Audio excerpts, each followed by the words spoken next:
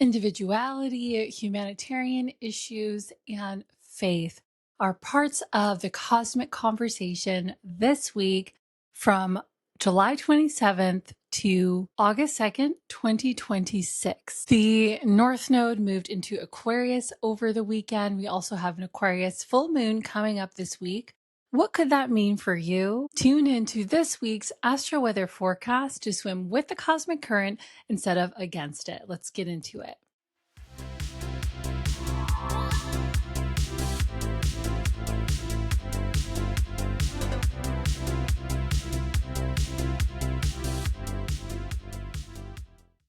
What's up, everyone? For those of you who don't know me, hi, I'm the Astro Mama.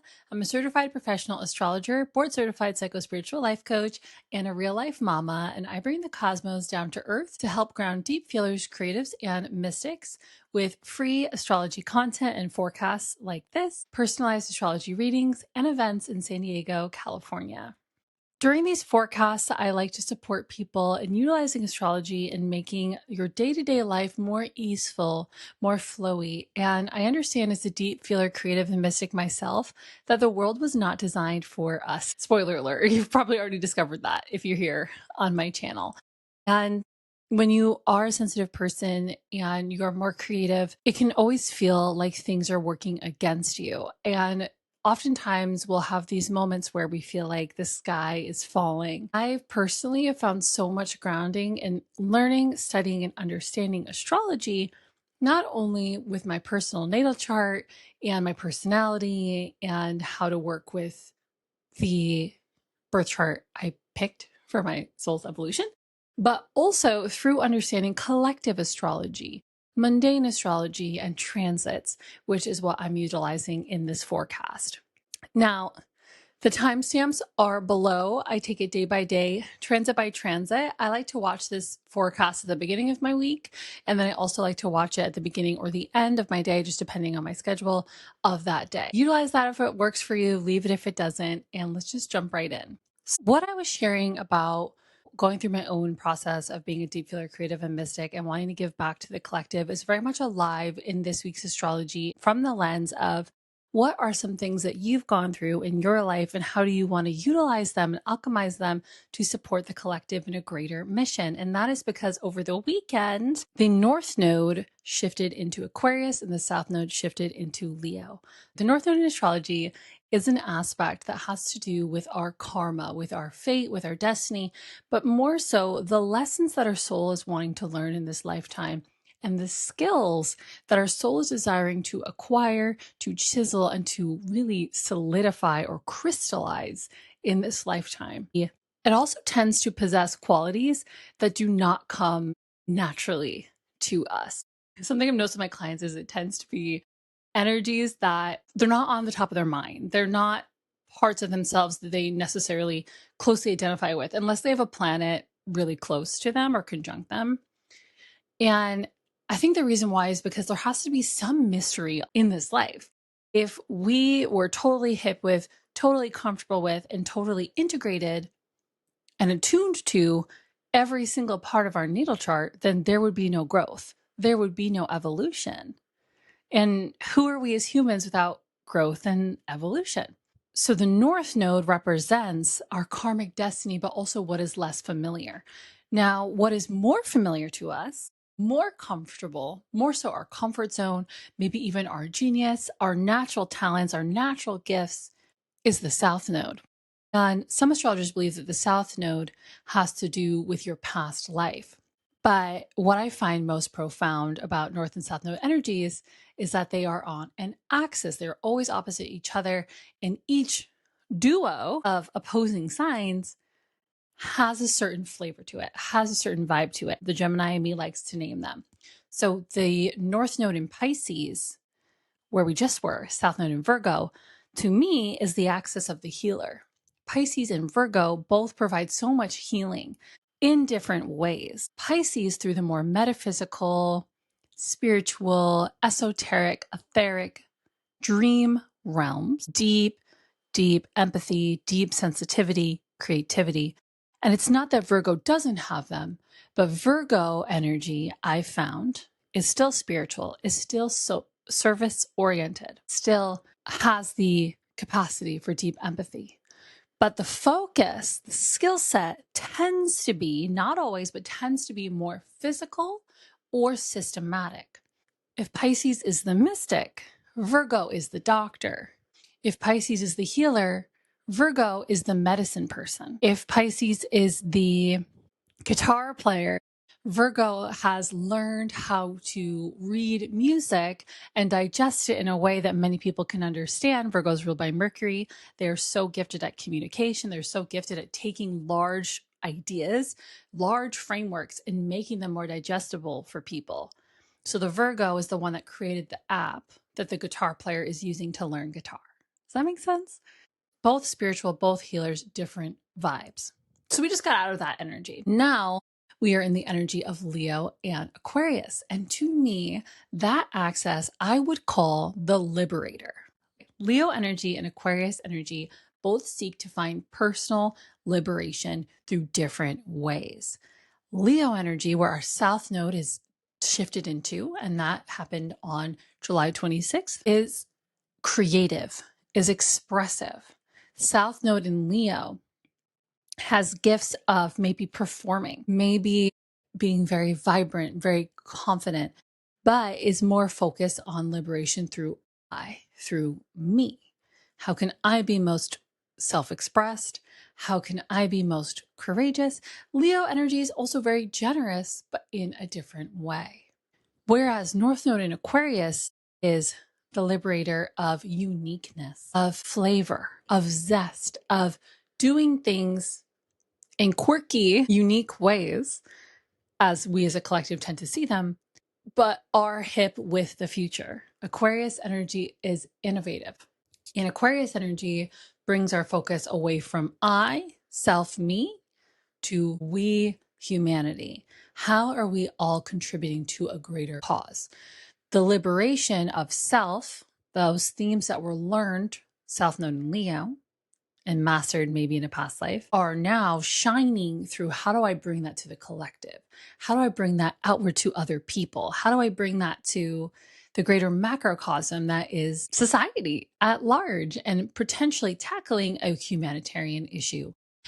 This I feel like is especially prominent with Pluto in Aquarius right now, and also Uranus in Gemini. So these are some of the themes that we'll see. And the North Node will be in Aquarius until March 26th, 2028. This will be especially important if you have your North Node natally in Aquarius, South Node in Leo.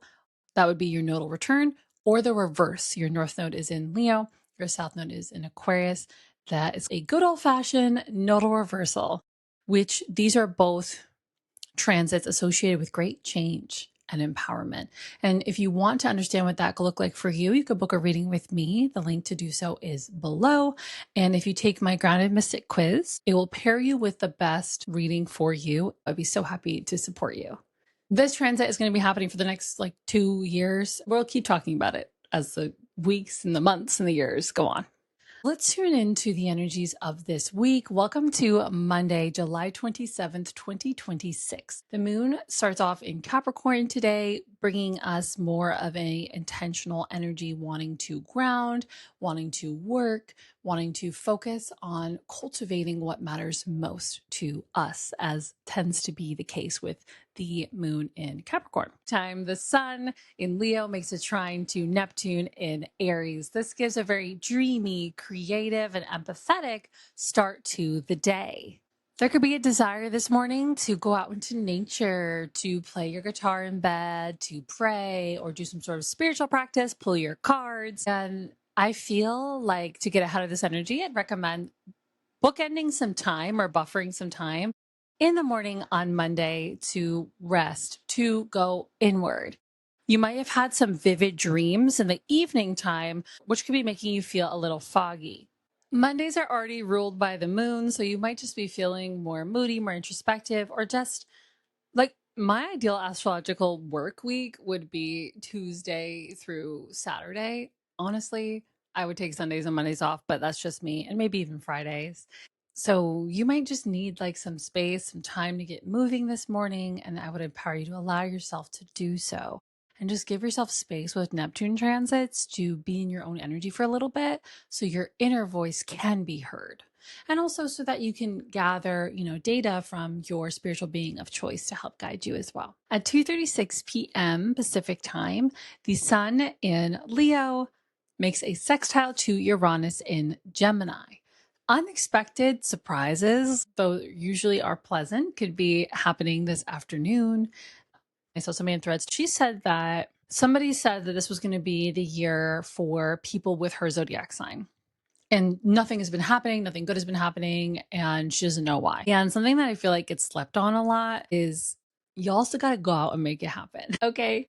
You can have Jupiter transiting your 5th house, which can be really great for love. But if you don't go out into the world and meet people, how do you expect to see them if you don't go on the dating app or go to the club or go to the picture friend or go to the sports event or whatever? Maybe if you're really lucky, your FedEx person will come and they'll be super hot and you'll link up with them. I don't know. But either way, I'm just saying that we also have to meet the universe halfway in order to make things happen.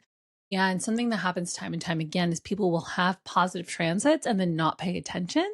And then you miss out on an opportunity. And it doesn't mean it's gone forever. Go for a walk today, get outside, go to a coffee shop, be somewhere where an unexpected surprise could happen to you.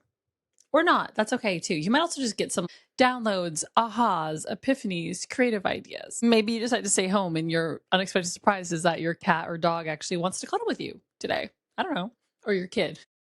If anybody else is a parent to a very non-cuddly toddler, let me know in the comments below. That's me. Every time she cuddles up next to my husband and I, we're just like, okay. It is a sign of great respect in her culture if she's cuddly with you. Now at 11:54 p.m., the sun in Leo makes an opposition to Pluto in Aquarius. You might notice some power struggles playing out in your personal life and also possibly like in the media and the collective. And when I say collective and media, I don't always mean literally the news. Sometimes it could be in the news and like government and I don't know, humanitarian issues. It could also just be with reality TV stars. It could be with musicians, like Sun opposite Pluto. I wonder what the astrology was like when Drake and Kendrick Lamar were writing diss tracks about each other, or when all the Secret Lives of Mormon Wives were fighting. It could play out at your supermarket between the cashier and the manager. We never know exactly how. And again, that's on purpose so that we can live our lives. We have free will, which also cultivates our destiny. And if we knew every single nuance of every single transit, then there would be nothing to look forward to. I wonder with this alignment, if you can focus instead of what is not in your control, shifting your energy and awareness to what is in my control and bringing your energy there to help allow you to feel a little more empowered if you find yourself in a power struggle. For example, allowing yourself to tune in early to go to sleep or to take space to rest or to clean your house or something, like giving yourself a task that you know you can do to help feel a little more in control. And some of us might just need to zoom out to see the bigger picture. One of my favorite tarot decks is the She-Wolf deck by Serpent Fire. And for the Queen of Swords, it's a woman on a cloud above a city. And it's all about gaining a bigger perspective. We're all so scared, I think, in our society today, and especially in healing circles, around our minds. I think we've started to demonize the mind, but the mind can be a tool if we know how to utilize it. And one thing that the mind can do that sometimes the heart can't is see a bigger picture, zoom out, look at imagine yourself in a cloud floating above the city. What can you see that you can't see from your current vantage point? Welcome to Tuesday, July 28th at 6:46 p.m. The moon enters Aquarius, gearing up for our special full moon, which exacts tomorrow morning. So we're in this full moon Aquarian energy. We talked a little bit about what Aquarius represents earlier in the forecast. We were talking about the North Node being in Aquarius now. But some of these themes essentially coming back around are humanitarian issues, collective consciousness, community, innovation, and just honoring your own unique, quirky, the things that make you quote unquote weird identity. These could be things coming up for you today. Own the things that make you you.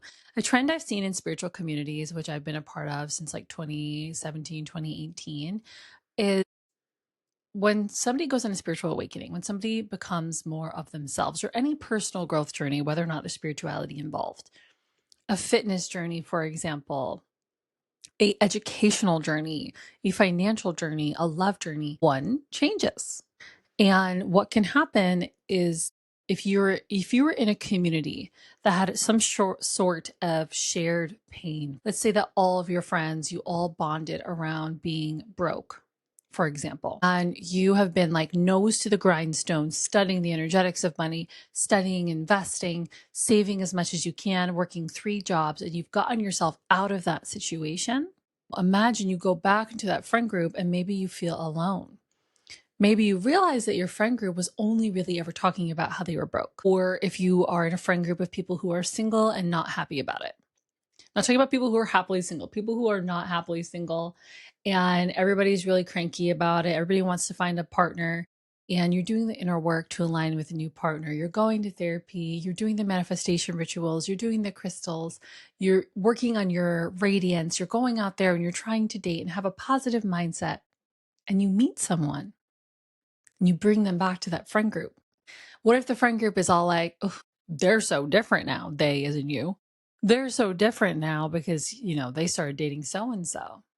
How do you maintain your radiance, your joy, and your love for the relationship you're in while being in the friend group that bonded over the sadness of not having it? And it doesn't mean you have to ditch your friends. That's social climbing. That's rude. Doesn't mean just because you're in a better place now, you get to just shut. I mean, you could if you want, you can do whatever you want, but I wouldn't recommend just shutting everybody out and leaving them in the dust. But how can you maintain your joy, your unique radiance, your frequency in an environment that is not necessarily supportive of that? An analogy I like to use with my clients is ice skating. Imagine you are a classically trained ice skater. You've been ice skating your whole life. You're great at it. And your friend has never been before. And you take them to an ice skating rink. And the two of you are in the middle of the ice skating rink. Maybe it's a frozen pond or something. So this is especially nerve-wracking. And your friend falls down. Would it be more beneficial for you to stay standing and actually pull that person up to meet you? Or is it more beneficial if you fall down too, and now the two of you are in the middle of this ice rink and you're trying to get up and also calm your friend and bring them up? Which would be a more beneficial situation? You standing, right? Sometimes in life, we have to stand in joy. We have to stand in authentic expression. We have to stand in our radiance, even if people around us aren't, while also still giving that hand down to the friend, right? Helping them up, being empathetic, being compassionate, being kind, but not allowing your frequency, your truth, and your uniqueness, that which is unique within you, to dissipate. This is going to be especially challenging for those of you who have fawn responses or anything like that. So I'm just going to send you lots of love. Maybe it's just because most of my placements in my chart are mutable. I have a mutable dominant chart and I'm a Pisces rising. And sometimes when I go into environments, I subconsciously transform to that environment and I don't even realize it. Like I could be in a suit one day at a business office, totally blending in with a group of business women. And then the next day I'm like, I don't know, barefoot on the beach near college kids, and now all of a sudden I look like them. Or like sometimes it's easy to lose yourself, especially when you're a mutable person, into whatever environment you're in, instead of just maintaining your integrity and what is actually authentic to you in that environment. I worked at this networking event for women, and it was an amazing event.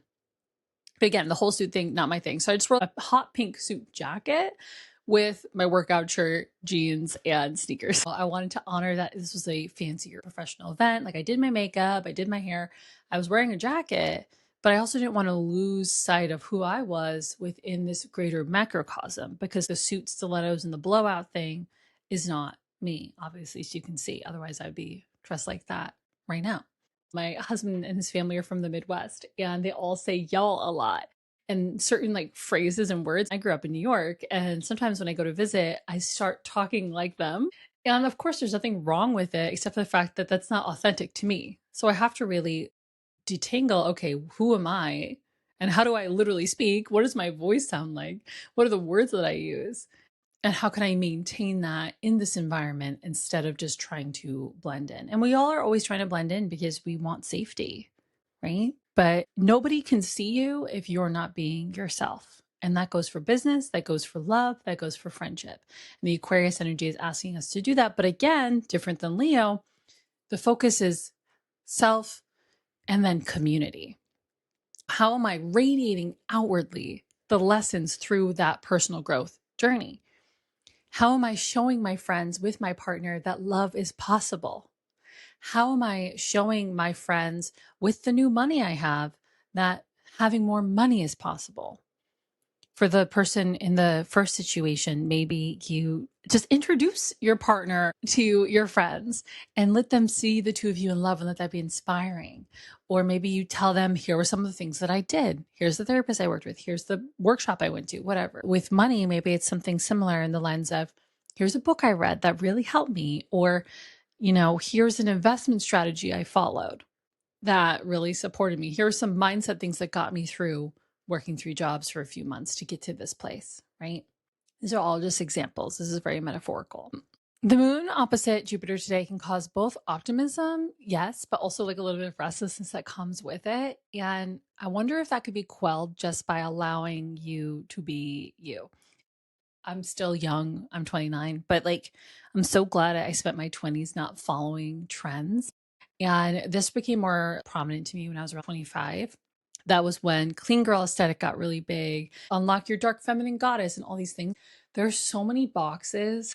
There's so many boxes everywhere we go of different aesthetics. And even now, I go on my Pinterest, I get these really funny Amazon ads. One I got is for moms that are 37, which is so funny because I'm not 37, but it's fine.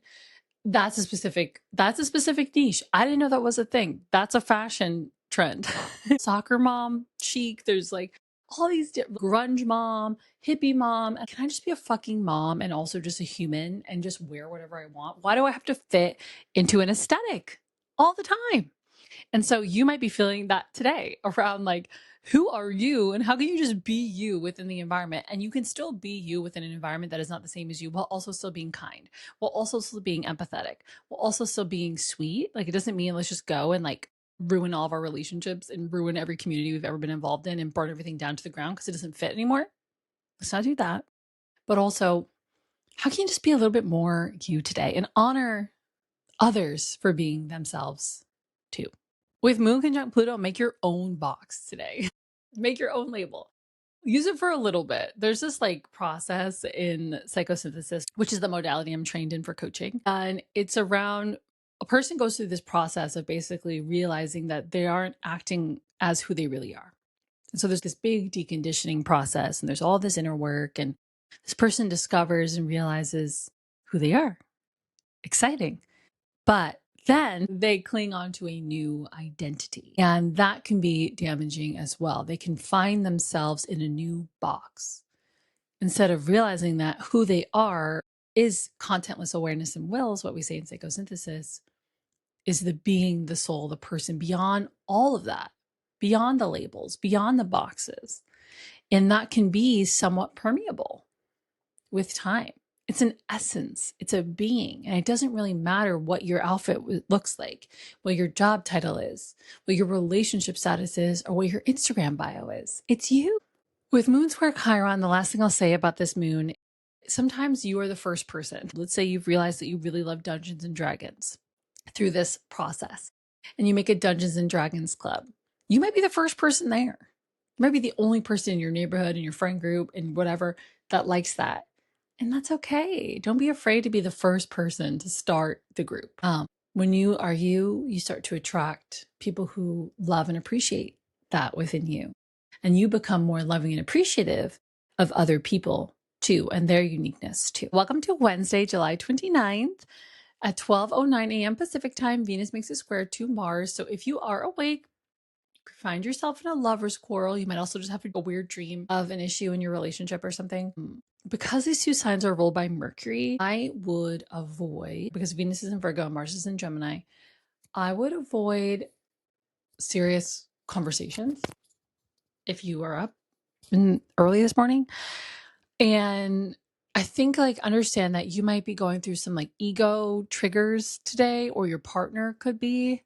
And it's imperative to just allow the dust to settle, allow the armor around your hearts to melt so that the two of you can actually connect and tackle whatever issue you're going through together as a unit instead of attacking one another. At 5:17 a.m. Pacific time, we have the Sun conjunct Jupiter in Leo, and this is a very abundant, positive solar energy entering our cosmos today. This is a great day to go have some fun, wear the feather boa, go to the gym and do a cool workout, go walk your dog outside, hang out with your kids, laugh. This is a good morning to just kind of be in a vibe, be in the vibe, be in a creative energy, be in a creative mood, making that Aquarius full moon we talked about yesterday does go exact this morning at 7:35 a.m. Pacific time, just solidifying, crystallizing, and exalting the energies that we've already talked about around the full moon. You might just be starting to feel it. And it's a good morning to also do your rituals for the full moon, if you are somebody who does rituals for the full moon. And let me know in the comments below if that's something you'd want me to share in the future, any full moon rituals, things like that. The full moon does make an opposition to Jupiter, which could help you feeling optimistic, courageous, joyful. With Moon trine Uranus today, I invite you to just honor fully your unique qualities. With Moon conjunct Pluto, there is a collective transformation that can come from your personal evolution and your personal embodiment. And with Moon square Chiron, once you go through all that, how are you honoring and nurturing the parts of you that feel left out, the parts of you that felt like they had to hide, the parts of you that felt like they had to dissolve themselves within whatever groups that you were in? How do you replace what you're externally outputting and producing with self-care, nurturing, and receiving as well? Let's skip ahead to Friday, July 31st. The moon enters Pisces this morning at 5:14 a.m., inviting us to dream a bigger dream, to connect with nature, to dive into our wells of empathy and spiritual practices. Moon trine Mars can help you align your will with your vision today to accomplish all the things that you want to do. Moon square Uranus could really make you feel a little restless today. So it's important to have space to hear your inner voice, to hear your guidance system. Pisces is traditionally ruled by Jupiter, luck, expansion, abundance, and modernly ruled by Neptune, who blurs boundaries. And it can be really important to just be in your own energy so that you can experience the Jupiterian component, I feel like. Because of moon sextile Chiron, there are opportunities for healing yourself and others today through gentleness, compassion, and an open heart. You can never shame yourself into growth. Welcome to Saturday, August 1st. Happy August. I love the beginning of a month. Let me know what you're manifesting and co-creating with this month. At 5:29 p.m. tonight, Venus in Virgo makes a square to Lilith in Sagittarius, and feelings of jealousy, inadequacy, or comparison could be coming up for you tonight. I think it's really important to remember comparison is the thief of joy. And when you find yourself being jealous or nervous of someone, what is it about them that's actually inspiring to you?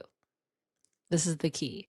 I remember when I first started my coaching business in 2018, 2019, would get down these rabbit holes of following coaches who were way older than me, way more experienced, and comparing my marketing and my business strategy to them. I would always feel really jealous. I would get pits in my stomach. And the truth was I had to really come back to earth a little bit and realize, okay, first of all, these people are 10, 20 years older than me.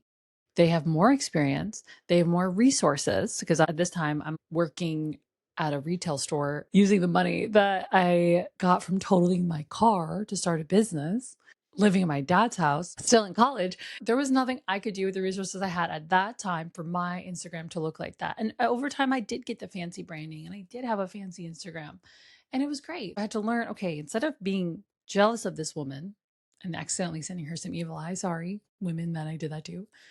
What is it about them that is actually inspiring to me? And how can I start to either literally do those things now, save up for them, or just anchor into a vision that there's something that they're doing that I actually want to do too? And that could be okay. And allowing sometimes the women that we're jealous of, or the people we're jealous of in general, they're doing something that we don't allow ourselves to do. So maybe you see somebody who plays a really great instrument on the internet and you're like, I wish I could play guitar like that. Well, guess what, Sally? You could if you got a guitar and practice every day for as much time as they did. How can we look at the people who spark jealousy within us as inspiration instead of comparison or insecurity instead? And also, if you find yourself in any like petty drama or insecurities or arguments today, try to avoid them as much as possible. Lastly, as we end our week, welcome to Sunday, August 2nd at 5:03 a.m. Pacific time. The North Node in Aquarius makes a sextile to Chiron in Taurus. This signifies growth, expansion, healing, and potential karmic release if you can carve out time for gentle reflection. I like to prescribe with this type of astrology to go somewhere with a nice view and reflect. See how far you've come on your journey. We're so focused on what's next, what's next, what's next. Let's take a moment to look back and see how far you've come. And maybe today you realize you're due for a celebration, whether it's by yourself or with those that you love. The moon enters Aries later today at 1:37 p.m. Pacific time. In general, when the moon is in Aries, we tend to feel motivated, excited, fit, wanting to work out, wanting to get things done. What I will say though is sometimes other people could be a little feisty when the moon is in Aries, or you could find yourself being a little feisty. So I think if you can get a good workout in, get a good workout in today. Like just move some of that energy if you find that you're like a little ball of fire. I love cartoon. Like I just watched Frozen 2 with my daughter the other day for the first time. It was so good. And I love the little frog. It's somebody with a fire moon. I resonate with that little frog that lights on fire. And then Elsa or Anna or whoever would put it in the snow and it would like calm down. If you find yourself on fire, breathe, move some energy. With Moon trine Mercury and Jupiter today, you could have a message on your heart that you feel called to share. And I say, share it. Sharing it could bring good luck, good fortune, good expansion, or abundance your way. If you need to have an important conversation, today could be a good day to do it. You could be feeling really ready to stand up for yourself, to stand up for others. Just allow space to, if you are that ball of fire, cool down a bit before sharing. It's just hard for people to see us when we are on fire, if that makes sense. This is also given the moon square Mars. If somebody in your life is going through a hard time and you have tunnel vision on whatever it is you're trying to accomplish today and you're running after it, and then this person needs you and you almost feel irritated that they need you. So truthfully understand that your relationship with that person matters more than whatever goal it is you're pursuing at this time. So you might find that you're in this push-pull, and I would empower you to ask yourself, what is most important in this moment? What can wait? And what can't wait? What's success if we're burning all the bridges that we have? I used to be the kind of person who would always skip a birthday party for work, or I would skip a hangout to work. It's a pattern that I've really had to deconstruct, and it wasn't something that I noticed how hurtful it was until I was on the receiving end of it. Do an energy audit, do a risk assessment, try to figure out what is worth letting go of and surrendering, and what isn't. And with Moon sextile Uranus and Pluto today, there could be excitement, unexpected events, and with Moon conjunct Neptune, there could be a spiritual element or an aura to it all. So that's your Astro Weather forecast for the week of July 27th to August 2nd. Let me know in the comments below, did that resonate with you? I'd be so happy to work with you. The link to book with me is below, and I'll see you all next week. Bye.